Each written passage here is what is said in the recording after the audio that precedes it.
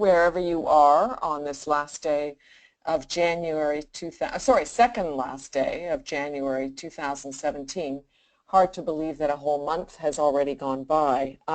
So I'm delighted to be here today to introduce Deb Helsing. And if you read this month's coaching report, I did the introduction, which was about subject-object theory, which takes us back to the founding of the Institute's membership program now 6 years ago, where we first featured subject-object theory.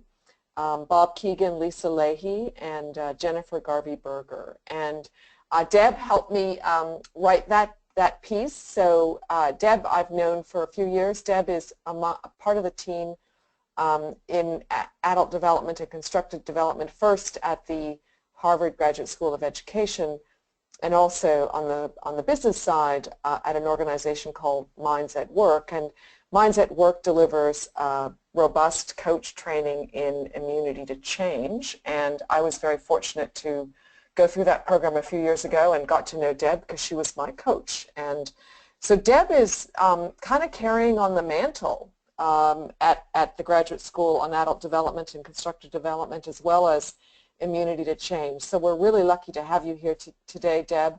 Congratulations on your book and Everyone Culture, and over to you to walk us through what I'm sure is going to be a terrific talk. Thank you so much. Thank you, Sue, and thank you, Margaret. It's wonderful to be here this afternoon. At least it's afternoon here in Cambridge. And I wanted to say hi, but then I'm going to turn off my camera so that I'm not distracting and that you're able to see my slides. You should still be able to hear me speak. Let's see. There we go. Okay, and I will play the slideshow from the beginning.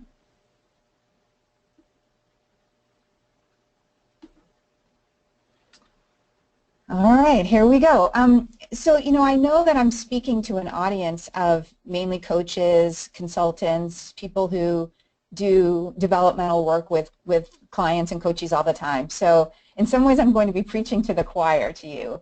But I think that some of the things that we've been learning about these organizations called deliberately developmental organizations might also be a little bit new, because it really is moving a lot of the work that coaches and consultants do into the organization itself, into all of the various roles in an organization.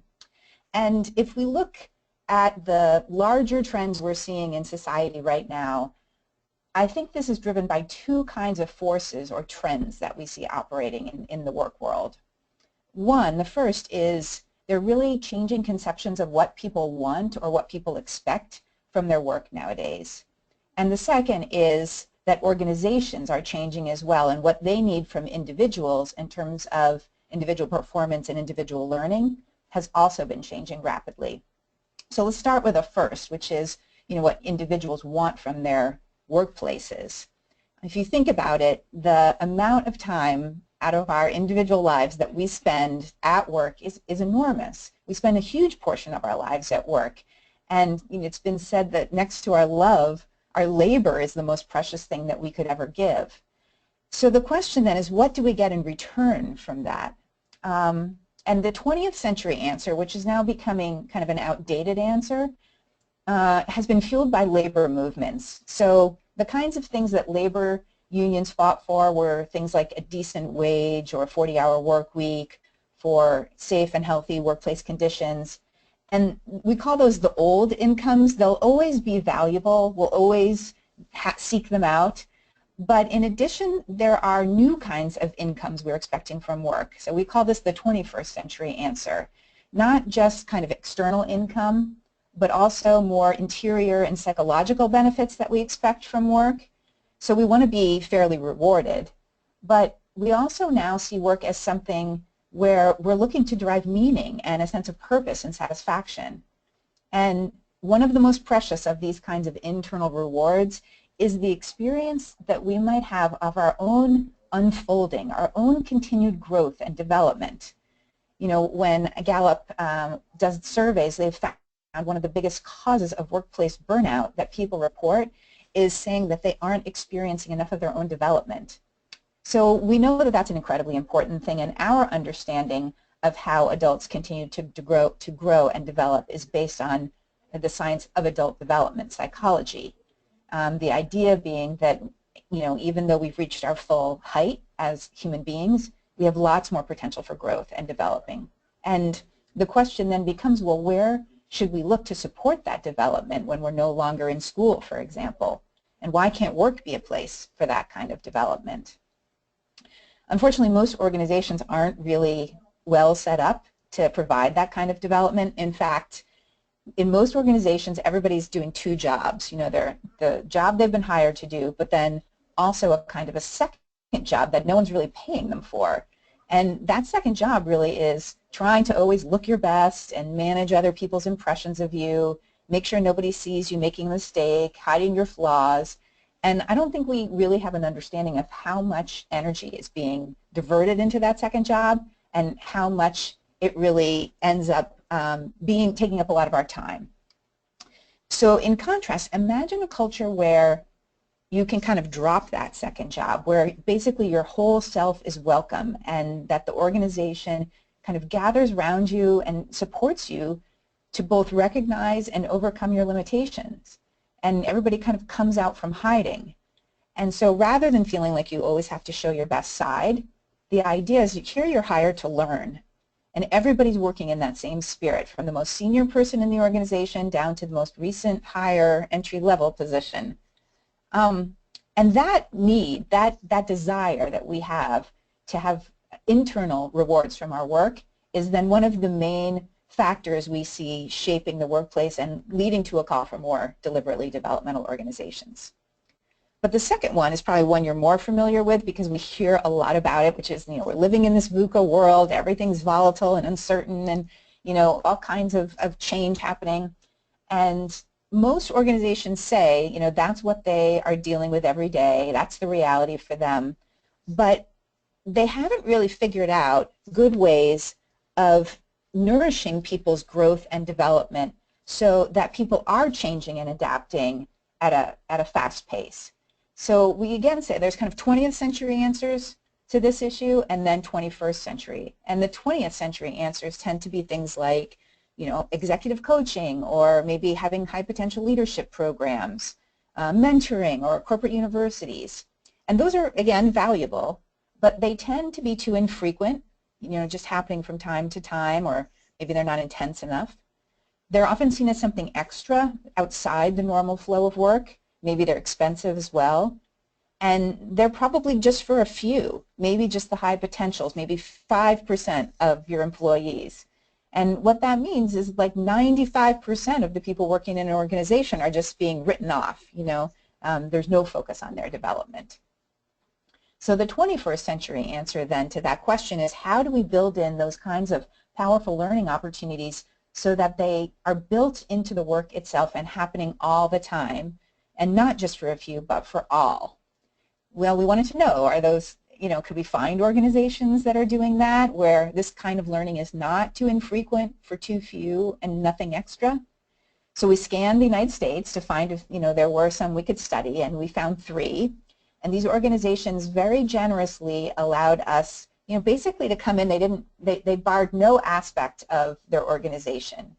They're different because they're in different sectors of society, but there's a lot that they share in common too. And one thing they share is that they're all successful by conventional standards. And they say that the unique culture they have is one of the main reasons why they've been so successful. So the 3 organizations we found and studied are Bridgewater Associates, which is a hedge fund, manages about $140 billion in global investments for a variety of institutional clients. They're seen top performing in the industry, kind of industry innovator. The second was NextJump. They're an e-commerce loyalty and rewards program, and they have 3 main locations in Boston, New York, and London. And one of their claims to fame is, in an industry where annual turnover is at about 40%, since they've been working toward becoming a deliberately developmental organization, their turnover is now down to single digits. And then the third is Decurion Corporation, which is actually like a parent corporation with different operating subsidiaries, so you can see them there. One is like a movie theater or cinema business, real estate, assisted living facilities, and that like Decuring is the parent organization. And as I describe some of the things they do, I think there's a bit of a risk of seeing them in some way as kind of exotic or eccentric, so far away from business as usual that it's hard to see that this is realistic or find a connection to our own lives. But I would like to suggest that they're also trailblazers, that sometimes we really need to see something quite different from what we're used to be able to sort of examine the assumptions that we are normally operating with, that we just take for granted as how things are. So as I describe some of the things that they do and their practices and how deliberately developmental organizations work, I think you might think in a couple of ways. One might be think about the clients and the coachees, the organizations that you work with and for, and to compare and contrast with these three. But you might also think about it for yourself. Think about the conditions of your own work and what it would be like to have some of these practices happening every day in your organizations as well. So with that, I want to tell you a little bit about some of the main principles here.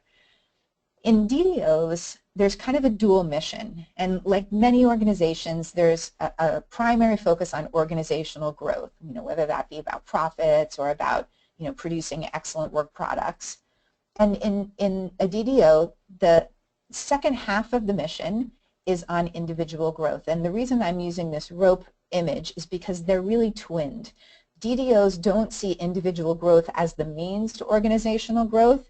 They see them as necessarily interrelated, and if you think you need to sacrifice one for the other, you kind of miss the boat. Think about it this way. If you think what's going to produce the excellent work that will lead to organizational growth, you can think, well, maybe it's like having the best ideas or having the really ideal collaboration where people are really vetting ideas based on their own merits. And if you think about what might prevent that from happening in an organization, the DDO answer to that question is ego. The ego is the thing that gets in the way of individuals really operating at maximum capacity, which is kind of a strange idea. But if you think about it, if I'm like relating to my boss or my supervisor, how might I typically relate? Usually what that would mean is I protect myself. I don't want them to see my weaknesses and limitations. I might be protecting them as well by not telling you if something's going wrong or not challenging you to do a better job. And then the organization usually operates to kind of protect us both, to stay in that kind of relationship because of the authority or power relationships, and therefore everybody kind of has that need to look good. And so what the DDOs are saying, if we could open up those channels, we would do a much better job of having individual growth contribute to organizational growth and vice versa, be bigger contributors to each other's flourishing. And the way that they want to do that is by giving everybody this kind of optimal experience of what they call well-held vulnerability. That's the thing that everybody's kind of shooting for in a DDO. And if you're familiar with Brene Brown's work on vulnerability, I would suggest think about how she describes vulnerability. But you might just consider it in your own life as well. Like if you think about times in your life when you haven't been at your best, maybe even you've been a wreck, but there's been someone there, or maybe someone's, who sees your limitations and still includes you, receives you, respects and values you. And if you think about the places in your life where you might experience that, the common response is, well, maybe that happens in an intimate relationship or in therapy.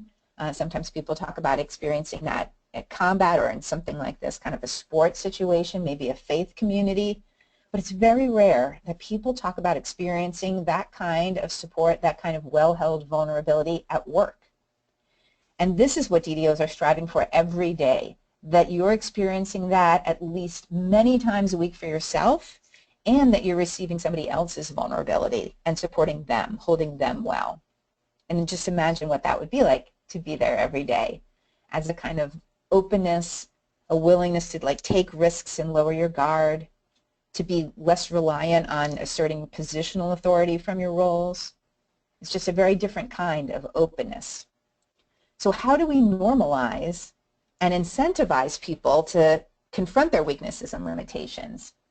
How do we assure that everyone is getting information about their own weaknesses and limitations? And then how do we create a culture where the kind of communication and reflection and learning is valued, where there's no separation between how I work and my work product?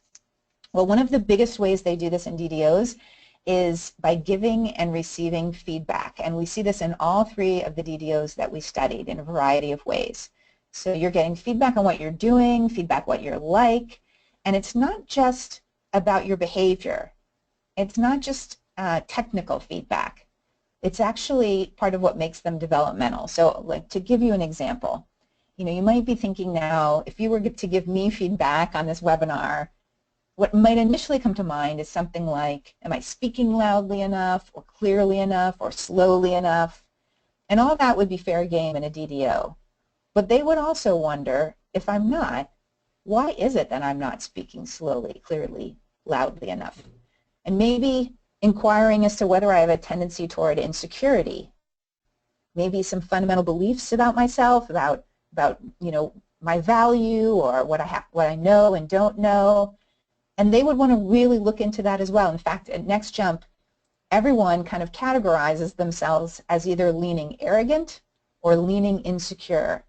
And arrogance and insecurity are the 2 things they find most get in the way of people's learning, most get in the way of people being in this state of, this kind of open vulnerability. And so this idea of helping people get to that place, to not just look at the behavior, but look deeply into what's happening in their internal experience, and that being kind of a subject at work, is part of what makes DDOs kind of unique. So I want to show you an example. I'm going to play about 2 minutes of video clip. This is a video clip from an employee at Bridgewater. His name's John Woody, and I'll show you a picture of him. And he describes in this video what it was like to get some feedback from his boss, Ray Dalio. Basically, the feedback that he got from Ray was that he was unreliable. And he describes what is it like to get that feedback, and then how did he begin to think about it and process it in this particular culture. So let me pull that up for you. You might want to turn your volume up a little bit to make sure you can hear.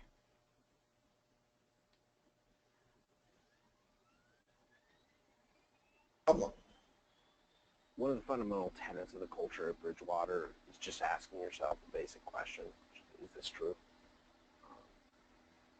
It's a question, right, which to me implies that you're trying to explore a notion of truth. And I felt like when I first came to Bridgewater that I was really good about fighting for what I thought was right. I'd always been really open, really opinionated, had always sort of said what was on my mind. I thought I was really open-minded, that I was wrong in situations. And I came to realize very quickly that that wasn't the case. That when I was challenged, it would actually emotionally impact the way I interacted. I would get heated, I would lose my logic. I would feel like when people challenged my ideas, it was almost an affront on me. The word we use for that around here is sort of, trying to get past your ego. How do you separate yourself from the discussion about you in a way that you can honestly engage with feedback, you can explore when people describe for you a weakness they're seeing in you. I remember specifically going to a meeting with Ray where he says, very directly to me, I think you have a reliability problem. And I remember my response specifically saying, you're wrong, right? And in that moment, I've already been illogical because I'm not even asking him why he thinks I'm unreliable. I'm literally closing myself off from even the notion of exploring whether what he's saying is true or not.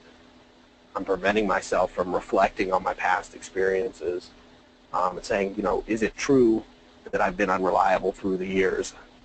Is it true that in previous experiences this has been a problem, an impediment for me? I start to come to a realization that not only is it a problem for me professionally, but it's actually been a problem for me personally all the way back to the time where I'm 8 years old.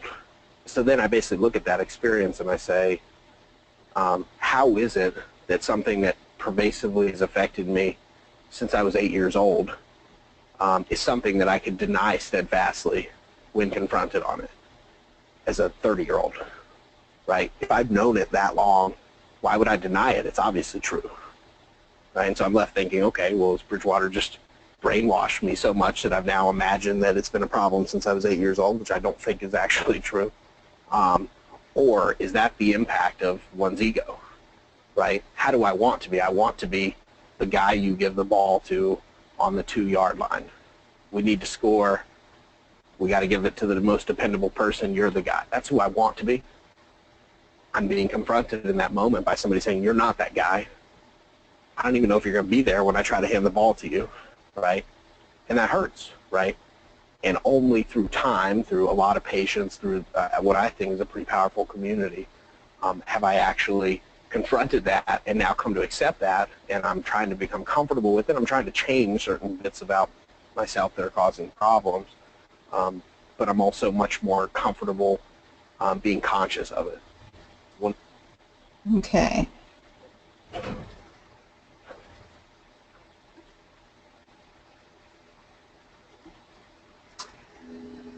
Fantastic. Hopefully you could hear that clearly enough. It might be the kind of conversation that you're used to having in a coaching session, you know, in a kind of private, confidential space. It's very unusual for people to talk this way at work, to talk this way with their bosses, to talk this way with their peers, with their direct reports. But it's that kind of models that idea of well-held vulnerability. And John Woody there is talking about how this pretty powerful community of Bridgewater helped support him. And so if you went back with us a year later, as we did, to see, you know, now it's been a year, how have things gone? How have you been working on these issues? You know, what's been happening? And here's what he said. He said, now, a year later, I prioritize more ruthlessly, pause longer and more thoughtfully before promising things to others, visualize more granularly how I will actually get something done, check in with those who ask things of me more frequently and with more questions, and lean on those around me much more explicitly now than I ever did. So you can hear how, on the one hand, this was kind of a painful experience for him, but it led him to a path that ultimately was beneficial to him as an individual, not just at work, but in other aspects of his life. And you can also hopefully see some of the benefit to the organization of this. And these are the kinds of practices that have helped Bridgewater become the highest performing hedge fund over the last 20 years. This is just one example of how feedback works. It really happens in a whole variety of forms. And, you know, over time, you get little bits of information about yourself. And those little bits and pieces from various contexts all begin adding up until you have a picture of the individual. So for example, you know, if we were in a meeting right now at Bridgewater, you would all have these kind of customized tablets, and you would kind of call up a screen that would ask you to be evaluating me real time, you know, as we're having this conversation, on various aspects of how I'm doing, you know, in a meeting, in a webinar, whatever it is we're doing. And so that feedback could be happening real time, and, you know, the feedback just over time is just flooding in, and you can begin to find those patterns. And those patterns then are posted for me to see and for everyone else in the organization to see as well. So you would know, what can I rely on Deb for? What are the things I need to kind of watch out for? They call them the rely-ons and the watch-out fors. They're just constantly collected and analyzed and updated. Okay, so what does that help us do? Well, on one hand, it helps me know what am I like, what are my strengths, where do I need to grow, but it also helps you if you're working with me, because then you also know that part of your job is to help me focus on what I need to do to improve. So what kinds of guardrails do we need to put in place so that when we work together, it's more likely to be successful? And what kind of plans do we need to put in place for my learning? And those are the kinds of things that are just happening constantly while the work is being done. It is the way the work is being done. It's the way that they create excellent work. At Jacurian, for example, these are posted. They have these large boards posted on the walls of the movie theaters, back in the back of the employee areas, and everybody's name is listed, and you can see all of the various duties that people might perform in their roles, and which ones I will have become competent at, and which ones I have not yet learned how to do, and there's pins in the boards to show everybody's progress towards those goals. It's public, it's clear, it's shared, and there's this constant tracking of progress. So in some ways, it's flipping the idea of business as usual on its head, where weakness becomes strength, error becomes opportunity. And you can hear this in the way people talk about what it's like to work at a DDO. Ray Dalio, who's the co-CEO of Bridgewater, says, here's the real question. Do you worry more about how good you are or about how fast you're learning? And Brian Ungard, who's the CIO of Decurion, says, basically the idea or the choice you face if you want to work at Decurion is, do you want to feed on your weaknesses or starve on your ego? And Charlie Kim, who's the co-founder of NextJump, says, so here's the thing, if you really want to get better at anything, you have to just do it, however poorly. We've gotten good at succeeding because we've gotten so good at failing. You can hear that idea of embracing the risk-taking, embracing mistake-making, embracing our imperfections as what leads to high performance. And high performance comes not by being a performance culture. If you're performing, you're hoping not to fail. But if you're practicing, which is what they emphasize in a DDO, you're hoping not to miss opportunities to learn. And so a lot of times people feel like, it would feel like incredible pressure to be in one of these environments, But actually, if you think about doing the second job, there also is a lot of pressure there, a lot of pressure to perform. We're just used to it, that we don't really think about it so much anymore. All right, so zooming out a little bit from some of these particular things that happen in a DDO, we have this model that is a way of kind of mapping what's happening in all three of the DDOs. We have 3 words that we use to kind of describe the key characteristics of what's happening at a DDO if you kind of looked at them at the 20,000-foot level. And the first is edge, and what we mean by edge is kind of getting out on the edge, what's going to challenge you, what's going to push you to that place. How is the organization surfacing and engaging and transcending your limiting assumptions? So again, the example might be, let's say I come to this webinar and I'm unprepared. Maybe traditionally you would want to find out, why am I unprepared? So maybe I procrastinated. The DDO pushes further. Why did I procrastinate? Maybe it's because I have an overfilled schedule.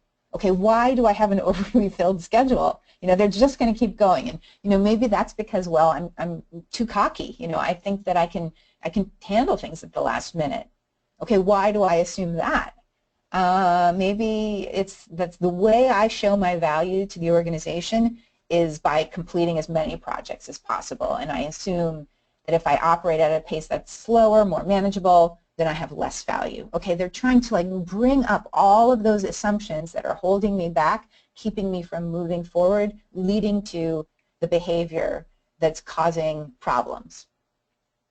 Okay, so nobody's finished. Everybody's got that edge, from the newest employee to the top leader in the organization.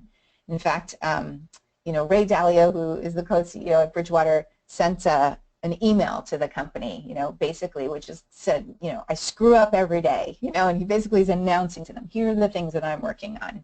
Here are my mistakes. The second circle, second kind of thing that we see in all of the DDOs that interrelates necessarily with the edge idea is the idea of home. The idea of home is, what is home to us? It's like a trustworthy community, a place where you feel you belong, where you feel psychological safety, and you can see why that's so necessary. If we're going to ask people to be out on the edge and really pushing to their limitations, we need to have that safety net, that sense of inclusion, that sense of being well held. At NextJump, for example, they actually have a no firing policy. They will not fire you. They have the entry into the organization, if you're a leader, is to go through what they call a boot camp experience. It's a very intense training ground.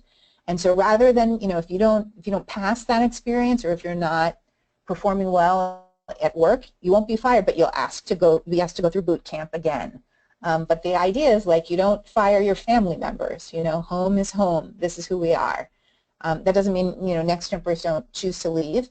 But the idea is we commit to your growth. We commit to you as long as you're willing to commit to us. And then the third circle there, which interrelates with the other two, is groove. And think about groove as kind of like what it feels like to be in a groove or in the groove. It's like a regular kind of routine or a set of practices, habits, protocol, rituals. Those are the things that happen every day, every week, every month, every year in DDOs. There's just a regularity to them that are fueling the ways to get people out on the edge and for people to feel supported. But they have them in place, deliberately practicing. So for example, at Decurion, you know, imagine like a movie theater where you have employees who maybe are high school students, you know, working their first part-time job. And one of the things that Decurion does is in those movie theaters, every day at particular times during a movie, all of the employees will huddle. They call them pulse check huddles to be conferring with each other. How are things going? You know, are people moving in and out of the theater smoothly? You know, are the lines too long at the concession stand? And the idea is not only are you responsible for your own role, but you're also responsible for the operation of the whole process. And it helps people begin to kind of get up on the balcony and see a bigger view of the whole business. And so even though you may just be doing one job, you're really starting to see how everything in that movie theater works. And the practice of regularly checking in with each other is a way for me to be giving and receiving feedback, is a way for me to be building my own understanding of business, is a way for me to be seeing how my role fits into larger roles. In Next Jump, one of the things they do every single morning is they have what they call talking partners. A time when I would be paired with someone, if I lean arrogant, I would be paired with someone who leans insecure, or vice versa. And we'll be partners, you know, for maybe months together. Every morning we will check in. We'll both kind of vent to each other, but we'll also challenge each other. And, you know, listening to talking partners, they say kind of incredible things to each other. They'll say, you know, push each other to really set more ambitious learning goals. And, you know, they'll encourage each other. They'll give each other the kind of feedback to say, like, here's where I think you could really grow the most. And there has to be a lot of trust for those kinds of conversations to work, but it comes from the daily routine. It comes from knowing every single morning I'm going to have that conversation. So you can see then in DDOs, other kinds of practices fall into place. For example, if you think about job fit, if I am good at my job, if I can do all of the things that's in my job description, I'm in the wrong job in a DDO. Instead, they think about job fit as a kind of tow rope where they would think, what's the next level of complexity? You know, what's the next level of responsibility that I should take on? And that serves to kind of pull me, to kind of focus me on what I next need to learn. And so initially, I'm probably going to be making a lot of mistakes. I'm going to be failing a lot. But they put a lot of faith in the idea that we are going to help everybody develop so that people are moving up through different kinds of roles quite quickly in DDOs. And similarly, rank has no special privileges. Even if you make it to the top, you're just as likely to be the recipient of incisive feedback or pointed questions or challenges to your ideas or your skills as a leader. At Bridgewater, one of the things they pride themselves on, they say, here we have a meritocracy of ideas. Every idea is judged on its own merits. It doesn't matter if it comes from a person in authority or if it comes from somebody who's a new hire. We judge the idea on its own merits. And what this means, and maybe this will be appealing to you all, is that the most revered positions in these organizations are people who coach. That if you're a leader, you're spending quite a bit of your time coaching others. And developing the ability to coach each other is something that they spend a lot of time focusing on so that there's peer coaching going on as well. And the better you get at it, the more you're moving into that coaching role, the more expertise you have, the more you're trying to pass on that expertise to others. All right, so if this all starts to sound intriguing to you, you might be wondering, well, how do organizations move in that direction if the organization is actually interested? And I know there are probably many organizations that aren't. But how do you begin? How do you begin to kind of create these kinds of cultures in an organization? Well, one thing that I think is useful to know is, when people look at that diagram and they think edge, home, and groove, how you think about each of those is going to be very unique to your own culture of the organization. But one of the things that we found is that one of these three circles tends to be the most challenging. And I'll give you a minute, just you can vote yourself to see, is it going to be home, edge, groove? Which do you think would be the most challenging here? All right, well, so if you voted home or if you voted groove, congratulations, you've come in second, you've tied for second place. It's not that they don't have a lot of areas to improve in edge and home, they most definitely do, but what we've seen from organizations that are like first starting out trying to become DDOs is that they struggle the most. I'm sorry, I think I said this wrong. Edge and home, sorry, if you said edge and home, you've tied for second. Groove is the one that's hardest. Groove is the idea of practices, of regular kind of rituals, routines, and that is the one that we find organizations are least likely to be able to do consistently. They have trouble instituting these like regular, consistent developmental practices. So like just as an example, if we were to ask people a question like, in a typical week, how often do you talk with one or more people about what you're doing to develop yourself? We're asking a groove question, right? Like, how regular is this practice? And that tends to be, we get pretty low responses for that. And other organizations that are also moving along, trying to become DDOs, we would ask them, to what extent is talking about people's personal improvement efforts typical of meetings in your organization? To what extent are you spending meeting time focusing on individual growth? And again, in organizations looking to become DDOs, this tends to be one of the lower scoring ones. So how do the DDOs that we saw that are pretty full-fledged, fully operating, how do they begin to develop these groove practices?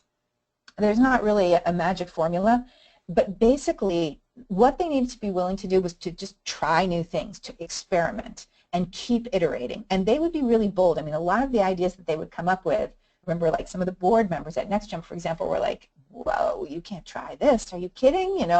And they would just keep, that was their, like, you got to try it. And if you think about, sort of the entrepreneurial motto of fail fast, fail forward, fail frequently, these organizations, DDOs, have that motto about the culture. So it's not just fail fast, fail forward, fail frequently, or like product iteration. It's about growing the culture. What new things are we willing to try? What big risks?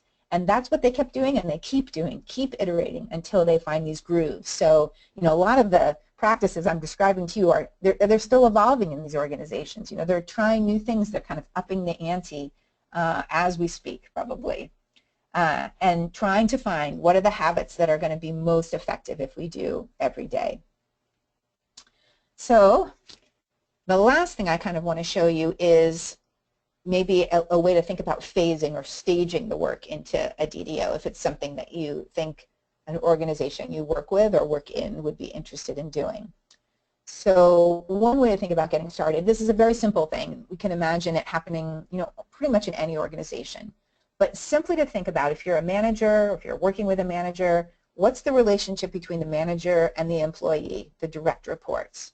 And even just thinking, can I kind of carve out a deliberately developmental relationship with just one manager-employee relationship, where maybe we give and receive more feedback, or maybe we institute regular kinds of check-ins. That's a very small way to begin an experiment to see what happens in that relationship. What kind of learning does it yield? What kind of growth for the individual, for our little dyad in terms of team, in terms of our quality of our collaboration, in terms of our work products. It's a great way to just begin with one small experiment.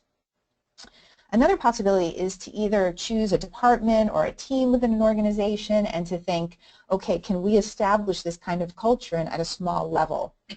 So I'm actually part of an experiment like that. I work in I work at Harvard at the Grad School of Education, and there's a program within Harvard's Grad School of Education called the EDLD program. It's a doctoral program for educational leaders. And so, you know, as far as I know, the School of Education has no interest in becoming a deliberately developmental organization.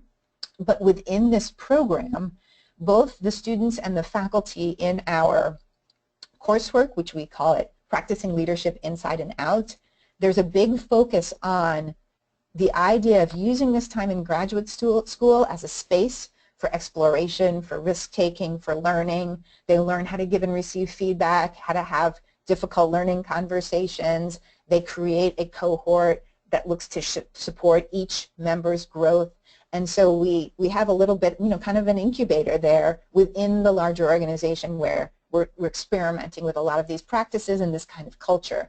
And interestingly, one of the things that's happened is students in other programs at the School of Education have been saying, hey, we want more of that too. How come that's only happening in EDLD? Why can't we have more of that experience in our programs? Which is a very pleasant thing for us to find out. And then another way to think about it, there are organizations we've been working with where they've decided they want to try it more at an organizational level, so maybe starting top down, where they're thinking, you know, let's start as a leadership team and begin implementing some of these practices. If any of you are familiar with the immunity to change process, we were working with a leadership team where they all basically diagnosed their own immunities to change. How is it that we are holding ourselves back as leaders and as a leadership team from making more changes that we'd like to see in the organization, with the idea of, you know, we're not going to ask anybody else to do something that we're not willing to do ourselves. So being able to model that kind of self-scrutiny and vulnerability before then asking people, you know, at next layers down to begin that kind of process for themselves. So having said all that, you know, I have to caution you all, if you are excited about this idea, most people are not necessarily excited. If you have felt irritation or annoyance or confusion, as I've been describing, that's all perfectly normal. We're not in the business of trying to convince, you know, every organization to become a DDO, or every person that they, you know, should want to work in a DDO. In fact, we think probably there are lots of reasons why, you know, people wouldn't want to do that. At Harvard Business School, they have a case designed around Bridgewater, so people learn a whole lot about the Bridgewater culture and how it operates. And, you know, in discussing the case, one of the professor will ask, you know, how many of you would want to work in an organization like this? And it's less than the majority. It's less than half. You know, and people say things like, are you kidding me? I don't want people to see all my weaknesses. I want them to think I'm better than I am, you know.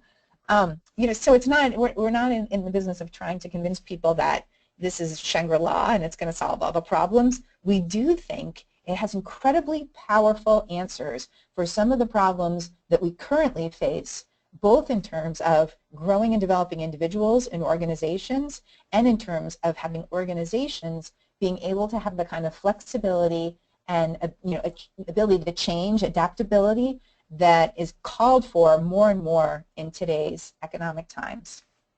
So I'm going to stop there and see if you have questions, if there are points people want to make.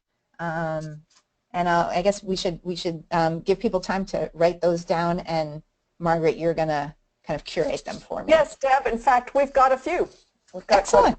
Let me just, I'm just going to take them one by one. So the first one is from Carol Ashley, who says, unfortunately, unless this is handled with great care to be constructive about the feedback, making it public to everyone can reinforce a feeling of overwhelming shame in some people. How was this addressed? Yeah, that's an excellent question, because I would say at this point, these organizations really don't pull any punches. You know, while they believe very much in the support, they really believe in like total honesty. So in these organizations, there's no such thing as the water cooler conversation being different than the conversation that, you know, people are having publicly in meetings. So they're so committed to that at Bridgewater, every single meeting is recorded, and any employee at Bridgewater can watch a copy of the recording. In fact, you might even receive an email saying, oh, you know, like, your name came up in this meeting, you should watch this video, with the idea that we want everybody to be as transparent as possible. So then there's this thought of like, wow, that could be really hard for people. And at Bridgewater, they believe it takes about 18 months for people to really adjust to it.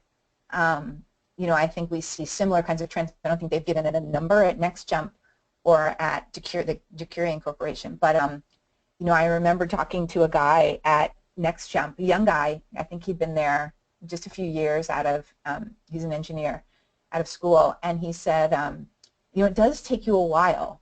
But when I began to see the leaders doing exactly the same thing, showing us when they screw up, taking feedback from people about what they're doing wrong, when I really saw that, they were sincere about like, this applies to me too, then I began to see like, oh, this is happening because they're trying to help me.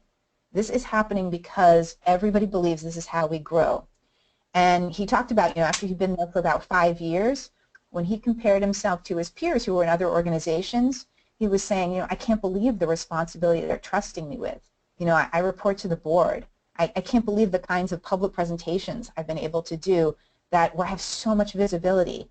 And, my peers might have, they might have a few direct reports, but because of, this kind of commitment to how people grow and change and learn, and sometimes it is painful, sometimes it is extremely direct. I think it's strange when you first see it, but you really can create a culture where that's understood. Okay, and within the first couple of years, a lot of people leave Bridgewater. A lot of people decide like, yeah, this is not for me. And that's fine. That's fine. But the idea is that, very clear about this is who we are, and this is how we do our work. Yeah. So Deb, the upshot of that is that in the end, performance goes up. It's not just because we want a developmental agenda, but in the end, people perform at a higher level. So yes. I guess everyone's got to see that trajectory of how you go from feeling the withering effects of having, parts of you sort of displayed and hung up to dry. Yeah. I mean, yeah. they say that like it's always going to smart, right? Whenever you get that kind of painful feedback, but that people go through that process much more quickly after a while. It doesn't last as long, and people start to be much more interested in hearing it because they can see it's a way to grow. So they'll invite it much more. They'll feel like they're looking for it because they start to experience the inner excitement of like, wow, I can become so much more than I thought I could. And right. So being in that climate, I think you begin to change. You begin to trust it. Yeah, the return is greater than the investment. Yeah. So Kristen Tomczak, and pardon me, Kristen, if I've mispronounced that, asked, would you please clarify what you mean by surfacing limiting assumptions?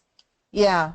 Yeah, so it might be, like the simple example might be something like at NextJump where everybody leans arrogant or insecure, right? There's some like assumption I'm making about me and about my ability to contribute.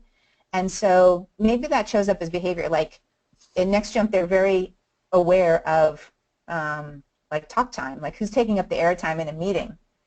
But you might get feedback about like you're taking up too much talk time, but they want to know why. They want to know what is it you are assuming about yourself? What is it that you're assuming about other people? Like what are those underlying beliefs that lead to that behavior?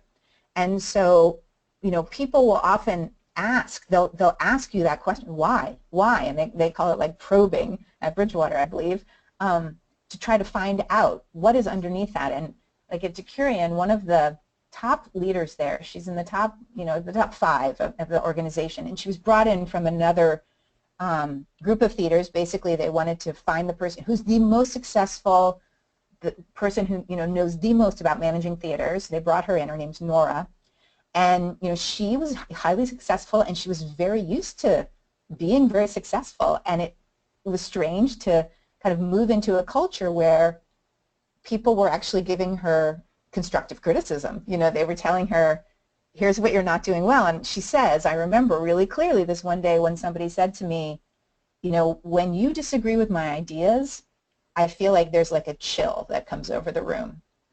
And she said, she referred to that comment and to that person. It was like the canary in the coal mine, you know, because at first she was shocked. At first she was like, I can't believe this, you know.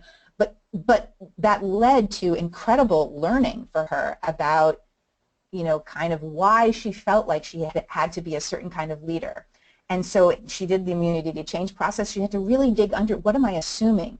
And she got to assumptions that are things like, because I was raised by immigrant parents, I assumed that I always, you know, I had to hustle. I had to, you know, always sort of be high achieving and make everything look good, you know, and like digging into her own biography that way to figure out like what has led to that behavior. She had another assumption that she identified that was like I assume that if I'm not the one in charge and calling all the shots, like I won't enjoy my work as much. You know, she surfaced that assumption. It was kind of limiting her from being a more collaborative leader. And she began to experiment. Is that really true? And what she found is actually there's great joy in working at a really collaborative level when she could kind of let go of some of her fears. So those are the kinds of assumptions that like are underneath some of that behavior. So we have from Jennifer, this is a comment, a great comment rather than question. Mm-hmm. Let's face it, our weaknesses are on display anyway. We just don't know how to make the change. Yeah, that's both scary and true, isn't it? Yeah. I mean, sometimes you're right. It's true. You feel like I can see other people, and you know, doesn't that person realize, you know, that they keep repeating the same pattern over and over and over again, and then, right, you can get kind of like paranoid. Like, what are the patterns other people see that, you know, I keep repeating and that aren't working for me? Yeah. So they're blind spots. Yeah. Yeah. So from Lorraine Warshaw, I would think that if the organization doesn't already have a high degree of trust and respect as part of this culture, it would be very difficult to become a DDO. Yeah, I mean, it is, I think that's true. I think it is hard to establish trust in the absence of taking risks, in the absence of giving people the opportunity to show they trust, you know, and you can really sometimes only show it when something goes wrong, when somebody makes a mistake. So I think it's right. I think you have to like initially extend more trust than maybe is being extended to you. But then I think it is also a matter of like testing it, you know, is there enough trust for this? And then if there is there enough trust for that, you know? And so I think it gets built slowly as well. Like I don't think you can start with all the trust you need and then bring in the practices and, you know, the groove and the edge. I think the three do go together pretty well. All right, good. Does that make sense? Yeah, so from Julie, if you worked in a DDO for a sustained period of time, might the environment move you more quickly through key stages of development? Yes, that's our hypothesis. You know, many of the kinds of things that surface for people line up well with Bob Kegan's stages. So for those of you who aren't familiar with his theory of development, like one of the things that emerged, I can remember there was an employee at Bridgewater whose work was not of high enough standard, and what they found out is they, you know, kind of probed to find out what are the assumptions underneath that. It was a real concern with like disappointing people's expectations by telling them like, no, you have to get it to me by that deadline, or no, that's not good enough work. And you know, he was really worried, like, what are those people going to think of me?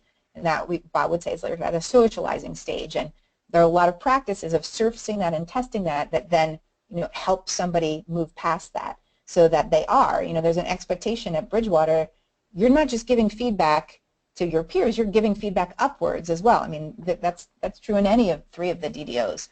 You know, so people begin, you know, if they're worried about, oh, what's this person going to think of me? You know, they have all these opportunities to challenge that. And then similarly, you know, when you get to the stage 4, that tends to be where your assumptions are based more around, like, I've got it all figured out, kind of my way is the best way for this to work. I'm sort of focused on like having the kind of impact I want to have, having kind of things go my way, having maybe some control over that.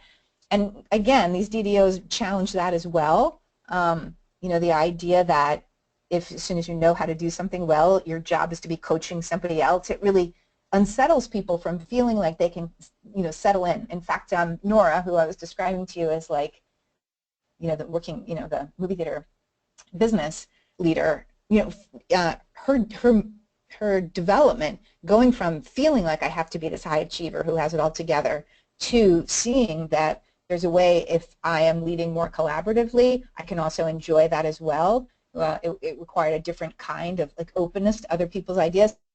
That probably mirrored the like move from stage 4 self-authorship, moving toward stage 5 self-transforming, of being, you know, open to what's wrong, open to your mistakes, open to what you've left out, and that process of constant evolution. And I think one thing Bob Keegan has said is that probably to invent the DDO, and interestingly, all 3 of these organizations kind of sprang up independently. They didn't know each other, you know, before we started studying them. So to be kind of the inventor of those ideas, not copying them from somewhere else, you probably have to be at the self-transforming stage, you know, with that kind of commitment to that. You know, as soon as you get something in place, you're like pulling it up and moving to the next thing, that commitment to constant evolution. Yeah, that's a great point. There are 3 questions that kind of cover the same things. So here they are. From Esther Weinberg: have DDOs set up a type of task force to help them create more routines to keep going? Second is, who monitors in the early days of a DDO? And then the third one, is there a feedback model you recommend? So these all kind of get at the early days, yeah, you know, and the groove things that work. Yeah. So there's an organization called Way to Grow that I have also worked for and with, and they have developed kind of an assessment tool so that organizations can assess where they are along some kind of the key principles or features of a DDO. And they also do provide consulting and coaching as well as training for coaches and consultants who are interested in working with DDOs to kind of move in that direction. And they're based in Atlanta. And, you know, that's not how these 3 DDOs sprang up. Like, this is more, you know, can we kind of consciously make the effort? The 3, I think they all had to have kind of a, like at some point, a real like search in your heart for what we most want. And like, so at Decurion, it was a family business that, you know, that Chris Foreman, who's now the CEO, inherited from his family. And he had to figure out, like, am I just going to keep running it as I have, or what's going to be my unique contribution to this organization? And, you know, he went through a couple different possibilities of what, you know, what will be the mission of this organization, how will we be run, but increasingly kind of came to this idea of like, this is the kind of organization that I want to be, that we're committed to human flourishing. So, you know, I think there has to be that kind of like feeling it like deep in your core, deep in your gut as well. In terms of feedback, I mean, the one that we use, the sort of protocol we use the most in the EDLD program, because it's simple, it's a great place to start, I think, is comes from the Center for Creative Leadership. It's the SBI approach, which is situation, behavior, impact. So first I would tell you the situation, you know, you would tell me, you would say, Deb, last week in that meeting, that was the situation, and you would tell me the behavior. You interrupted Margaret, you know, and then I is for impact. What was the impact of that behavior? And it might be the impact on you, or it might be the impact on the meeting. So last week, in the meeting, you interrupted Margaret, and that made me feel like you weren't listening, or that made me feel like I shouldn't ask you another question, or I felt like the discussion really slowed down in the meeting. You know, it's a really simple kind of model, SBI, but it tends to, you know, kind of keep people focused in the sweet spot of like what's really the most useful information you're trying to give to this person when you give feedback. Very nice. Thank you, Deb. Sure. As you're describing Bridgewater, sorry, this is from Loretta Donovan, the developmental agenda seems to have gone beyond HR's traditional role in performance management. Yeah. How has development been positioned, and how is it co-owned? Yeah, I mean, so one thing they say is everybody's HR. They say that at all 3 of these organizations. So they don't really have an HR department, because as much as possible they're really trying to like move that into everybody's role. And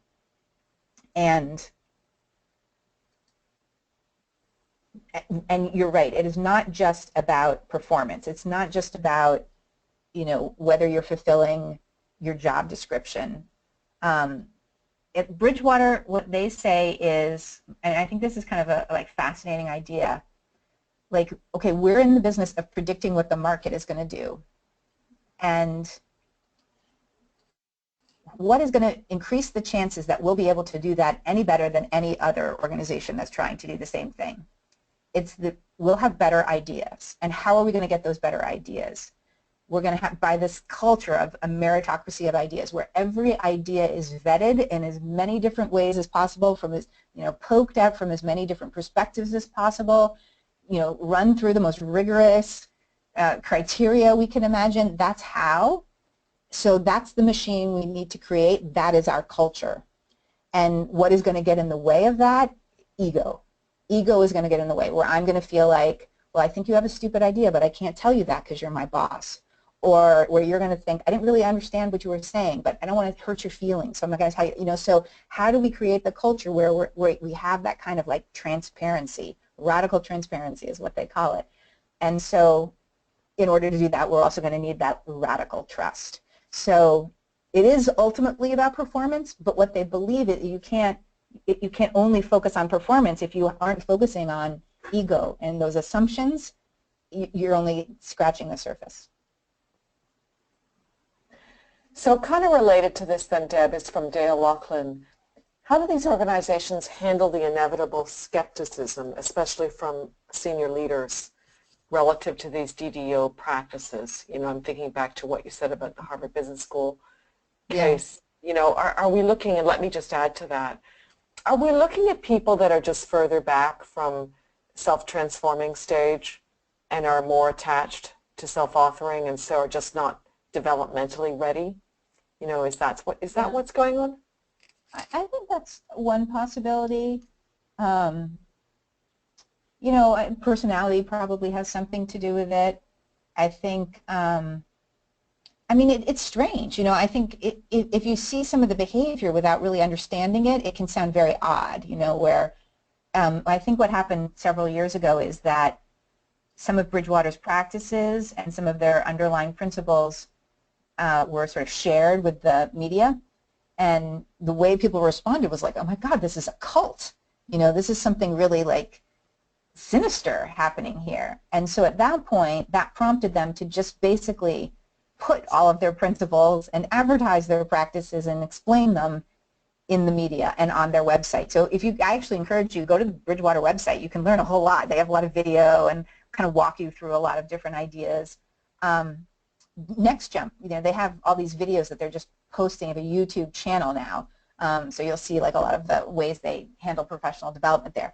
But I think because it sounds so strange to most people, and probably most leaders, you know, who say like, forget that, why would I, you know, it's taken me so long to get to this point where I don't have to, you know, listen to all these complaints, where people aren't coming to me with every criticism, you know, like where leadership does have its privileges, you know, that why would I want to go to a place where everybody's going to like criticize me all the time, or where, you know, the newest employee is going to try to poke holes in my argument. You know, who does he think he is? You know? So, you know, we've been, you know, you get so steeped in that culture. I think it just looks so strange to see these organizations, and our first reactions is to like misunderstand them, and it does take a while to really, you know, kind of, you know, go through even all your own hesitation about it. I think that's part of what's fascinating to me about it is, you know, like watching all the reactions it has brought up in me as I think like, wow, would I want that? You know, would that feel good to me?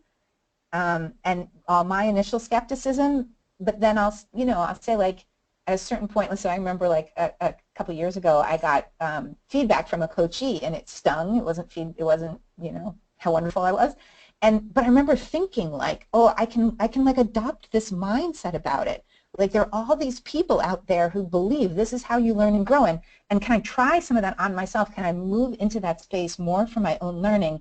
And it's such a relief. It's such a feeling of like there's something that good that can come of this, rather than just feeling like, oh wow, this is awful and I feel terrible now, you know. But I do, it takes that shift. I just think it's hard for a lot of people to make that shift. Yes, thank you. So this question has to do with organizations who want to succeed but don't want to, jump on board with the DDO model. This is from Helen Sampson Mullen. You mentioned it's not for everyone. What do you suggest then? You mean if they want to just kind of... If they want to put their toe in the water, but not all the way. Yeah. I mean, I would say if it is the whole organization, then, maybe kind of taking this third approach here of like starting at the top, what would it like to even be developing that just among the top leaders, the top leadership team? Or the second approach, which would be to say, like, is there one department or one team or something like that where we might try to cultivate this first and sort of see how that goes, and then we might be able to expand to other parts of the organization. I mean, I think one sector of society that's really been very interested in this approach is the education sector, because for so long schools have been focused on how do we create a place that will allow students to flourish, and maximize their learning. And I think with Peter Senge's work in learning organizations, one of the things that people have started realizing is if the adults are not also learning in the organization, then that really limits the learning that the kids can do as well. And how do we do that? How do we create schools where the adults are also just as committed to their own ongoing growth and development, and where the organization is as it is to the kids, as a way to also be increasing the students' learning? So there have been quite a few different schools, I think, that are running different experiments with having teachers working collaboratively in small groups and reflecting on their practice, and trying to unearth and challenge their assumptions. Team teaching, like experimenting with ways to create that kind of well-held vulnerability. Good, and that answers Julie Wilson's question, I think you asked, have you used this in K-12 yet?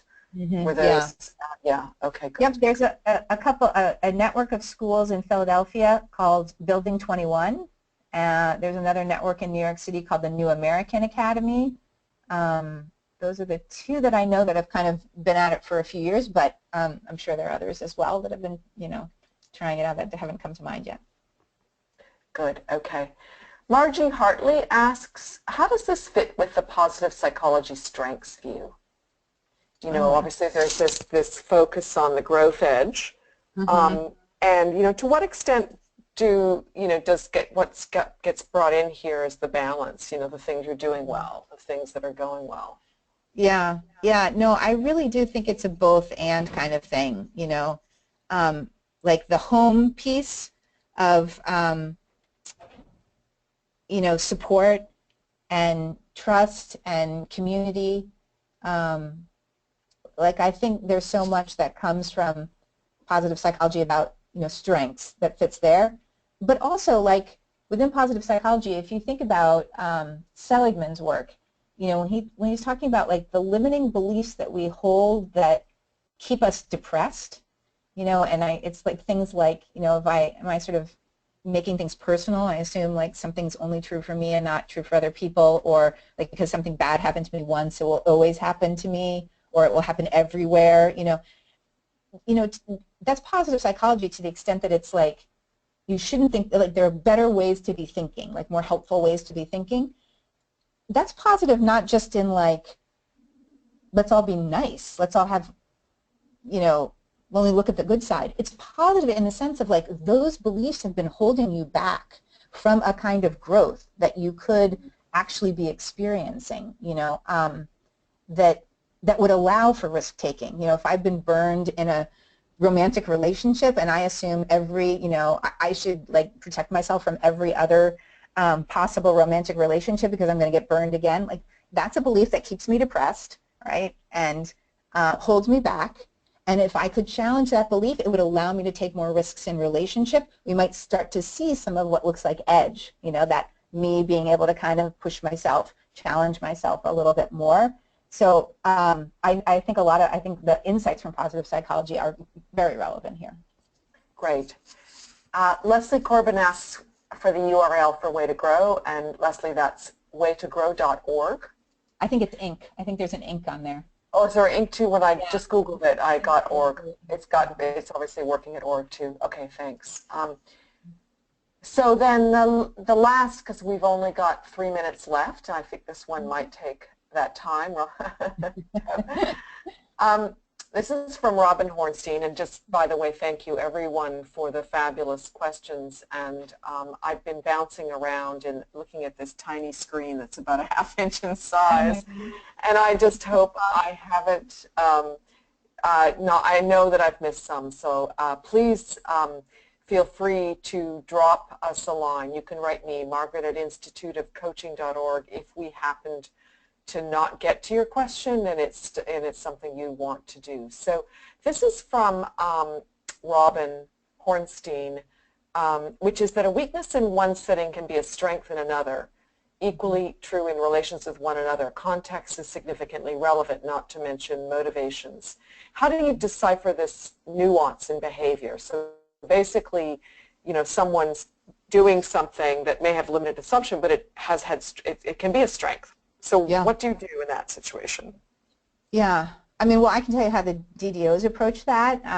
You know, I think many of them use a lot of personality assessment measures and things like that. So you do get a sense of, like, you know, what are someone's like sort of natural strengths. But that's also part of the whole picture of the person, right? So there's a guy at Bridgewater, his name's Bob Prince, and at Bridgewater, when they collect all the feedback, it appears on, it's, you know, an electronic file, but they call it a baseball card, in the same way that if you like baseball, like, you know, all the stats, your player stats are all there on a card, right? You can see what the record has been, you know, in the last years. It's basically the same idea, right? We assume that that's fine for baseball players, but they have it like for work, right? And that's where you see somebody's rely-ons and watch-out-fors. And so for Bob Prince, I think one of his rely-ons was like, you can rely on Bob to have these like incredibly creative ideas. You know, he's like the mad scientist. Like, he'll just come up with things nobody has thought of before. So you can rely on him for that. That's a strength.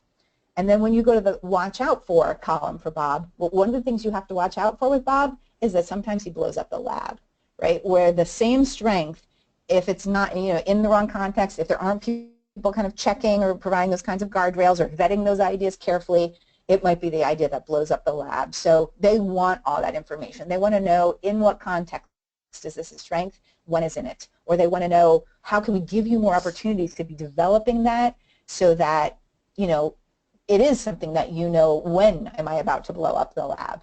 And you know, they look for as much data as they possibly can get. So it often presents a very nuanced picture of a person, you know, a very subtle sense of what are the kinds of projects and with what other people, or, you know, with what duties. And you know, I think all three of the organizations have their own ways of, you know, trying to create the most complex picture of an individual as possible, so as to be the most accurate. Well, thank you, Deb. That was a great talk, and the questions, you know, we had a really rich discussion. Thank you all for being so closely engaged. And Deb, I'm just, hopefully Sue can help me figure out how to get some of these last questions to you, because they're all great. So a big, let's all just give Deb a hand of applause. I know she can't hear us, but just send the energy her way of a big applause, maybe even a standing ovation if you want to stand up and get a little exercise. So Deb, thank you. That was just brilliant. And, thank you. And hopefully this is the beginning, right? This is the beginning of the deliberately developmental culture. And so we look forward to everyone here being part of this future with us all. Great to be with you all. Thank you. Bye-bye. Bye. Thanks, Deb.